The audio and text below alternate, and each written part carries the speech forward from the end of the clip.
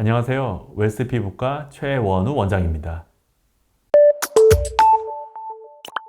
드디어 여름이 끝나가고 있습니다.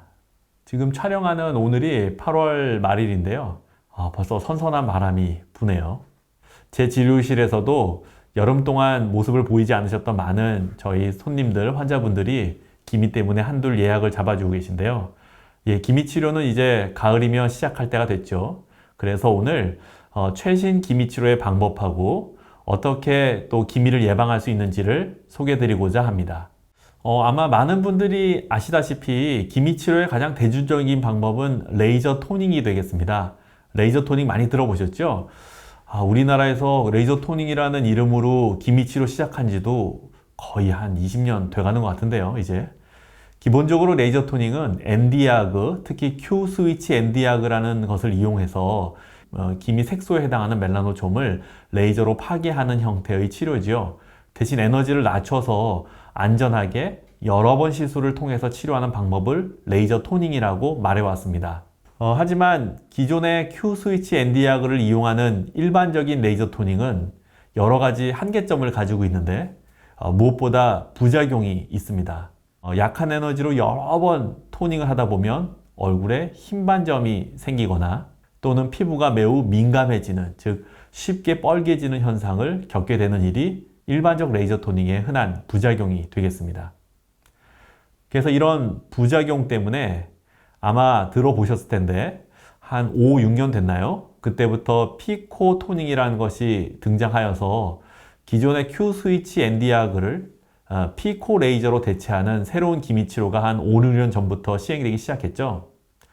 그래서 제가 그 피부과 학회 때 이렇게 장갑을 딱 끼고 비장한 표정으로 이제 피코 토닝의 시대다 라는 이름으로 학회 발표를 한 적도 있었습니다. 피코 레이저 토닝은 기본적으로 이름이 의미하다시피 기존의 Q 스위치 엔디아그 대신 새로 개발된 파장대가 매우 짧은 피코 레이저를 활용하는 것입니다. 피코 레이저는 크게 두 가지 종류로 구분할 수 있는데요. 첫 번째는 755 나노미터의 피코 레이저, 두 번째는 1064 나노미터의 피코 레이저, 이렇게 두 종으로 구분할 수 있습니다. 그 중에서도 755 나노미터의 피코 레이저는 세계적으로 피코쇼라는 브랜드가 가장 대표적인데요. 아직까지 기술적인 난이도가 있는 장치인지라 국산화가 되지는 않았습니다. 이 기미를 치료하는 피코 토닝에 있어서 755 나노미터의 피코쇼는 매우 중요한 역할을 합니다. 왜냐하면 1064 파장보다 755 파장대의 레이저 광원이 까만색 색소에 더욱 선택적으로 파고들기 때문이죠.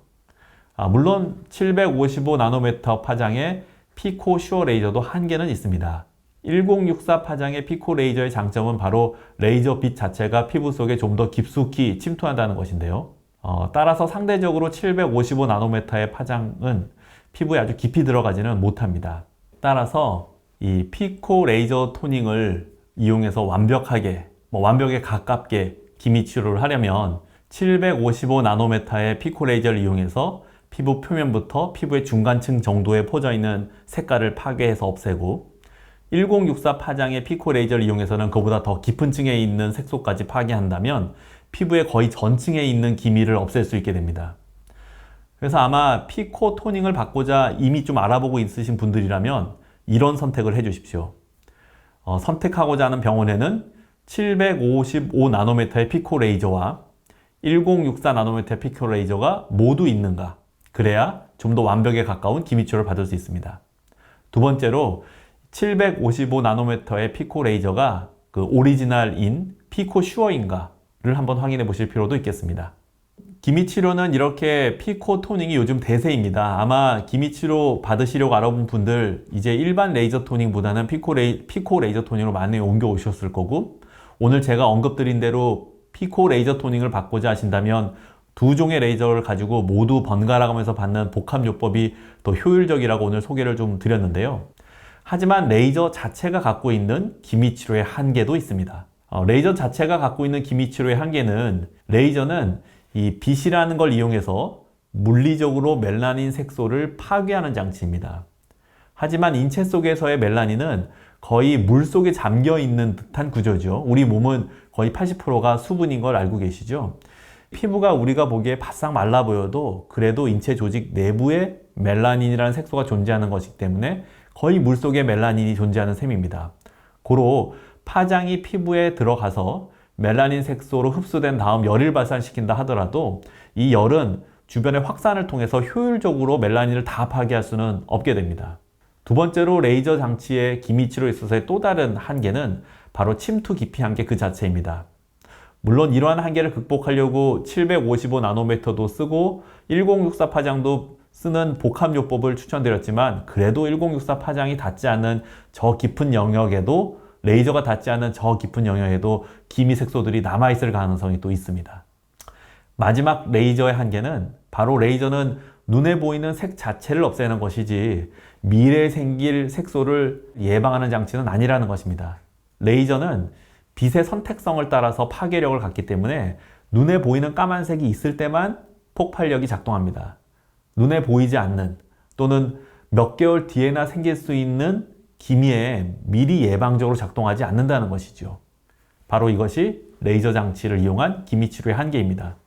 그럼 이런 한계를 어떻게 극복해야 좀 더 완벽에 가까운 기미 치료를 받을 수 있게 되는 걸까요? 바로 이러한 레이저 치료의 한계를 극복하는 방법은 먹는 약을 같이 하는 것입니다. 기미약이라고 해서 딱 처방되어 있는 약은 현재 존재하지는 않습니다. 이것은 오프라벨이라고 해서 이미 시판이 허가된 약물이긴 하나 그 시판 허가를 비교적 다른 용도로 받았지만 최근에 기능이 기미를 좋게 한다고 알려져서 처방되고 있는 약이 있습니다. 가장 대표적인 것이 트란자믹 애시드 정입니다. 트란자믹 애시드 정은 기미 치료에 사용된 지는 상당히 오랜 역사를 가지고 있습니다. 논문으로만 봐도 1900년대 말부터 이것을 사용해온 흔적이 있으니까요. 하지만 최근에 피코 레이저 토닝이 확산되면서 기존의 레이저 토닝보다 더 나은 결과를 만들어 줄 거로 예상했으나 역시 피코 토닝도 한계를 갖는다는 것을 깨달으면서부터 저를 포함하여 경험이 있는 피부과 의사들은 피코 레이저 토닝을 하면서 대체로 트란자믹 애시드 정을 동시에 복용시켜서 효과도 높이고 치료 속도도 빠르게 하는 결과를 얻고 있습니다. 트란자믹 애시드 정의 이 효과는 말씀드린 대로 기미의 색소를 흐리게 하고 또 한편 레이저 기계의 한계인 색소가 생산되는 과정, 즉 미래에 색소가 생길 것을 일부 예방하는 역할을 이 약물이 해줄 수가 있습니다. 하지만 모든 먹는 약은 약간의 부작용을 갖게 되어 있죠. 트란자믹 애시드 정도 부작용이 조금 있는데요. 한 100명 정도 처방을 하다 보면 제 경험상 3명에서 4명, 즉 3-4% 정도의 환자분께서 두통을 호소하는 분이 있습니다. 트란자믹 애시드 정의 복용 시 가장 흔한 부작용은 두통이 되겠습니다. 원래 트란자믹 애시드 정은 큰 수술을 앞두거나 또는 상처가 크게 났을 때 피를 빨리 먹게 하기 위한 지혈제로 개발되었던 약물입니다. 하지만 최근에 기미가 좋아진다는 용도가 널리 알리면서 지혈 용도로는 많이 안 쓰이고 있을걸요. 거의 기미 치료로 처방이 많이 되는 것으로 알고 있습니다. 물론 기미 치료를 위해서 트란사믹 정을 얼마의 양으로 어느 간격으로 며칠 동안 처방할까는 의사의 노하우가 좀 필요합니다. 대체로 제 느낌으로는 기미 치료를 처음 접하는 초보 의사 선생님들은 트란자믹 애시드 정의 처방 방법을 조금 모르실 수도 있어요. 제가 아는 주변 동료들을 보시더라도 오랜 기간 레이저를 다뤄보고 기미 치료를 하신 분들이 트란자믹 정에 대한 처방들을 적절하게 잘 하시는 걸로 보여집니다. 저도 역시 요즘 기미 치료할 때 물론 모든 기미 환자에게 트란자믹 정을 레이저와 함께 처방하는 것은 아닌데요. 특정 모양, 특정 부위 또는 레이저 치료 후 반응에 따라 선택적으로 트란자믹 애시드 정을 처방하고는 있습니다. 이렇게 해서 제가 최근에 새로 나온 레이저인 피코 레이저 토닝이라는 소개도 좀 드리고 피코 레이저 토닝 역시 한계를 가지기 때문에 그걸 극복하기 위해서 기미약을 같이 동시 복용하는 방법 또한 소개를 좀 지금 드렸습니다.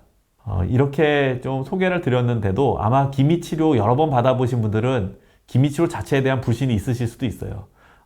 그래도 또 레이저를 받아도 또 올라오고 여름 되면 또 올라오고 이거 치료 받아야 되나 이런 불신이 있는 분들도 꽤 많은 걸로 알고 있습니다.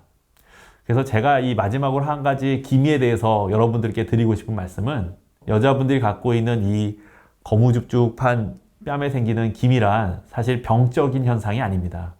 기미는 자외선으로부터 그 부위의 내 피부를 보호하기 위해서 스스로 커튼을 친 정상적인 방어작동입니다. 그렇기 때문에 의사들은 눈에 띄는 기미를 흐리게 해서 미용적으로 보기 좋은 단계까지 만드는 것을 목적으로 하고 있지, 아예 기미가 생기지 않도록 하는 정상 방어 기전을 망가뜨리는 일까지는 하고 있지 않은 셈입니다. 이 부분을 거꾸로 생각해 보시면 결국 색을 흐리게는 해줬지만 다시 자외선을 받으면 내 몸이 정상적으로 방어 기능을 작동시켜서 기미를 조금은 생산할 수 있는 것을 남겨둔다는 뜻이지요. 치료를 받아도 또 기미가 생기네, 이거를 너무 나쁘게만 생각하지 마시고, 치료를 받아서 얼굴이 그래도 좀 밝아졌고 내 기미가 그래도 조금 생기는 걸 보니 나의 방어 기능은 아직 남아있구나, 이렇게 인정하시는 것이 일부분 필요하겠습니다. 네, 오늘 기미에 대한 이야기가 좋으셨는지 모르겠습니다. 보시고 좋으셨다면 좋아요도 좀 눌러주시고, 제가 요즘 구독자가 늘지 않아서 그런데 많이 좀 널리 알려주셨으면 감사하겠습니다. 네, 이상 피부과 전문의 최원우였습니다. 감사합니다.